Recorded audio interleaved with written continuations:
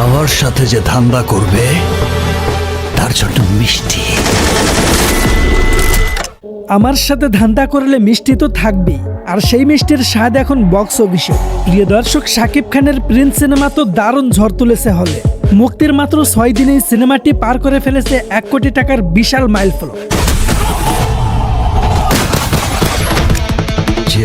BMR এর তথ্য বলছে শুধু 6ষ্ঠ দিনে আয় হয়েছে 19 লাখ টাকা।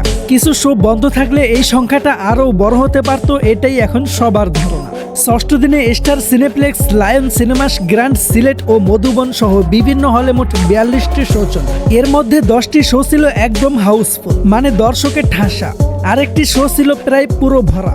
সব মিলিয়ে 6 দিনে মাল্টিপ্লেক্স থেকে আয় দাঁড়িয়েছে 1 কোটি 5 লাখ টাকা, যা সত্যি দারুণ অর্জন। প্রথম দিনেই 16 লাখ টাকা আয় করে শক্ত শুরু করে সিনেমাটি।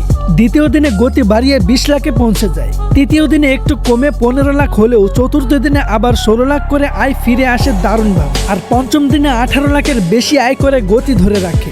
আর 6ষ্ঠ দিনেই ছুঁয়ে ফেলে সেই কাঙ্ক্ষিত 1 কোটি টাকার মাইলফলক।